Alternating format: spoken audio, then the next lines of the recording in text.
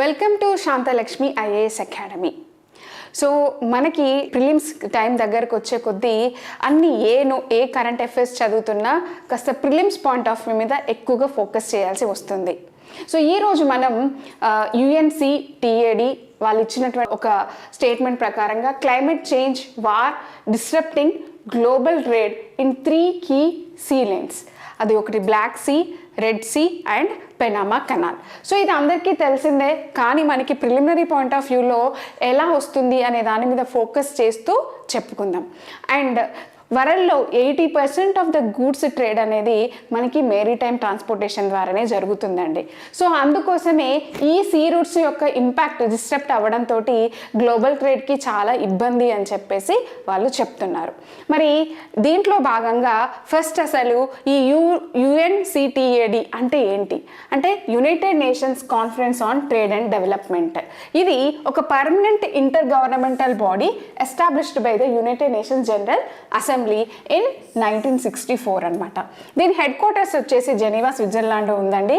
ఇది part of the UN secretariat. జనరల్గా మనకి క్వశ్చన్లో ఇచ్చినప్పుడు ఏదైనా ఇంటర్నేషనల్ ఆర్గనైజేషన్ కానీ ఏదైనా బాడీ ఇచ్చినప్పుడు whether it is a part of the UN కాదా అని చెప్పేసి అలా ఒక స్టేట్మెంట్స్ కూడా వదులుతూ ఉంటారు. సో ఇది part of the UN secretariat. And వీళ్ళు వాళ్ళ రిపోర్ట్ని యునైటెడ్ నేషన్స్ జనరల్ అసెంబ్లీకి మరి UN ఎకనామిక్ అండ్ సోషల్ కౌన్సిల్కి సబ్మిట్ చేస్తారు. వీళ్ళు పార్ట్ ఆఫ్ ద UN అనే విషయాన్ని మీరు గుర్తుపెట్టుకోవాలి. సో మెయిన్ ఏంటి అసలు ఎందుకు ఈ బాడీ? మెయిన్గా ఏంటంటే మనకి గ్లోబలైజేషన్ వల్ల ఎకానమీస్ అనేవి బాగా ఎక్స్పాన్షన్ అయ్యాయి. సో దానివల్ల చాలా డెవలపింగ్ కంట్రీస్ అనేవి వాటి యొక్క బెనిఫిట్ కోసం సో అసలు ఆ కంట్రీస్ అన్నిటికీ కూడా ఈ గ్లోబలైజ్డ్ ఎకానమీ వల్ల యాక్సెసిబిలిటీ వల్ల వచ్చే బెనిఫిట్స్ని ఫేర్గా ఎఫెక్టివ్గా అందజేయడానికి ఈ బాడీ సపోర్ట్ చేస్తుంది అన్నమాట. సో మెయిన్గా ఎవ్రీ ఇయర్ ఈ బాడీ కొన్ని రిపోర్ట్స్ని రిలీజ్ చేస్తుంది. దాంట్లో trade and development report, world investment report, the least developed countries report, technology and innovation report. ఈ రిపోర్ట్స్ అన్నీ కూడా ఈ బాడీయే పబ్లిష్ చేస్తుంది. సో మనకి తెలుసు కామన్గా కొన్ని రిపోర్ట్స్ ఇచ్చి కూడా అడుగుతూ ఉంటారు ఏ ఆర్గనైజేషన్ ఇది రిలీజ్ చేస్తుంది అని చెప్పేసి. సో ఇది అబౌట్ UNCTAD.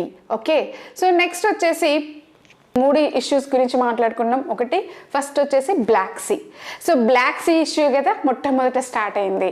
ఎలా స్టార్ట్ అయింది మనకి తెలుసు. February 24, 2022లో మనకి Russia Ukraine war first time ఇప్పుడు ఉన్న ఇష్యూస్లో ఫస్ట్ మొదలు స్టార్ట్ అయింది ఈ యుక్రెయిన్ రష్యా వార్తోనేనండి.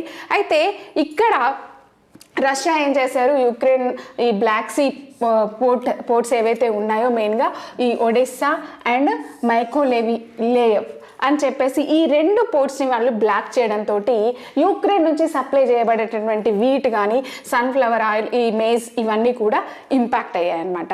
సో దీంతో చోక్ పాయింట్స్ మనకి వరల్డ్లో కొన్ని ఇంపార్టెంట్ మేరీటైమ్ ట్రాన్స్పోర్టేషన్ చేసే ఇంపార్టెంట్ చోక్ పాయింట్స్ అంటారు వాటిని.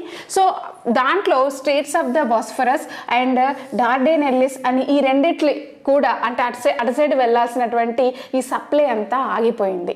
సో మరి ఆగిపోయింది అంటే మనం వీటిని పాయింట్ వైజ్గా చూసుకోవాలి.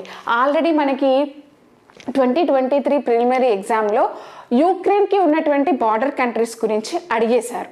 సో మనకి ఇక్కడ ఉన్నటువంటి స్కోపు ఒకటి బ్లాక్ సీ చుట్టూ ఉన్నటువంటి కంట్రీస్, బార్డర్ కంట్రీస్ ఏంటి, సెకండ్ వచ్చేసి ఈ చోక్ పాయింట్స్. ఈ మధ్య చోక్ పాయింట్స్ అనుకుంటూ న్యూస్ పేపర్స్లో కూడా చాలా ఎక్కువగా ఫ్రీక్వెంట్గా వస్తుంది.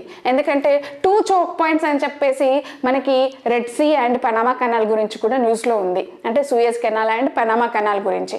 కాబట్టి మనం ఇంపార్టెంట్ వరల్డ్లో ఉన్నటువంటి ప్రైమరీ చోక్ పాయింట్స్ యొక్క మ్యాపింగ్ కూడా తెలుసుకొని ఉండాలి.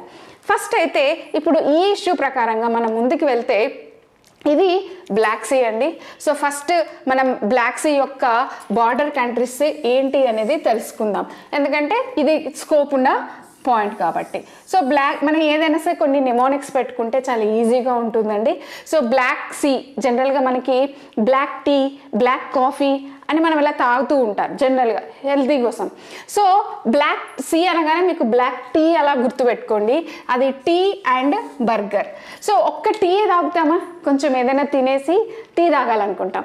సో బ్లాక్ సీ అనగానే మీకు గుర్తుకొచ్చేటట్టుగా ఏం పెట్టుకోవాలంటే టీ అండ్ బర్గర్ అని గుర్తుపెట్టుకోండి. సో అప్పుడు టీ అండ్ బర్గర్ అంటే ఇక్కడ టీ అనేది ఈ లేదండి, టీ. సో టీ అంటే మనకి టర్కీ. ఓకే, సో టర్కీ అండి, ఇక్కడ సి ఇది బ్లాక్ సీ, సో టర్కీ ఉంది.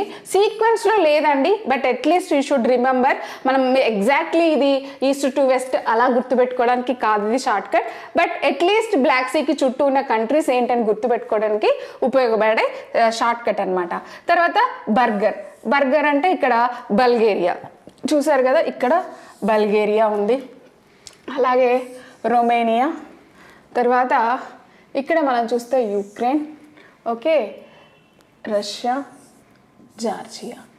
సో ఈ కంట్రీస్ అన్నమాట. సో టర్కీ, టీ అంటే ఇక్కడ టర్కీ అండి, బర్గర్లో బల్గేరియా, యు అంటే యుక్రెయిన్, ఆర్ అంటే రష్యా, జీ అంటే జార్జియా, ఆర్ అంటే రొమేనియా. సో బ్లాక్ సీ అనగానే బ్లాక్ టీ, టీ అనగానే టీ అండ్ బర్గర్ అని ఈ రెండు గుర్తుపెట్టుకుంటే మీకు ఈజీగా బ్లాక్ సీకి ఉన్నటువంటి కంట్రీస్ గుర్తుండిపోతాయి. మరి ఇది బాగానే ఉంది. తర్వాత ఇక్కడ ఏ స్ట్రేట్స్ అనేవి ఇబ్బంది పడ్డారు. సో మనం ఇక్కడ ఇదంతా బ్లాక్ సీ. సో ఎక్కడ ఆపేశారు, ఇక్కడ మెయిన్గా ఇక్కడ మైకోలైవ్ యుక్రెయిన్ యొక్క పోర్ట్స్ అనమాట, ఒడిస్సా. సో దాన్ని కూడా మీరు ఐడెంటిఫై చేసుకోండి.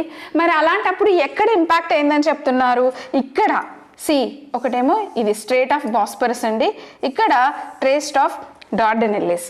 సో మీరు ఇంకా ఈ ఫిగర్లో కనుక వెళ్ళి చూస్తే ఇక్కడ బాస్పరస్ స్ట్రేట్స్ అని ఇక్కడ ఉంది, డార్డనెల్లిస్ స్ట్రేట్స్ అని ఇక్కడ ఉంది. సో మనకి ఇక్కడ అన్నీ కూడా మీరు సరిగ్గా చూసుకోవాల్సి వస్తుంది. Aegean sea, sea of Azov, Aegean sea, sea of Crete, ఇవన్నీ కూడా మనకు ఒక్కొక్కసారి నార్త్ టు సౌత్ ఇలా ఈస్ట్ టు వెస్ట్ కూడా అడుగుతూ ఉంటారు. బట్ మెయిన్గా మనమైతే బ్లాక్ సీ యొక్క బార్డర్ కంట్రీస్, వీటి యొక్క సీ పోర్ట్స్, అలాగే ఏ స్ట్రేట్స్ ఇవి మెడిటేరియన్ సీకి వెళ్తాయండి. చూడండి ఇక్కడ మెడిటేరియన్ సీ ఉంది.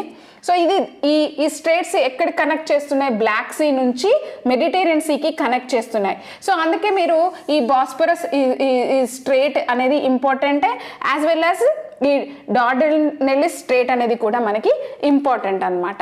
సో మీరు జాగ్రఫికల్ మ్యాపింగ్ పరంగా ఈ బ్లాక్ సీకి సంబంధించింది ఇది ప్రాపర్గా చెక్ చేసుకోండి.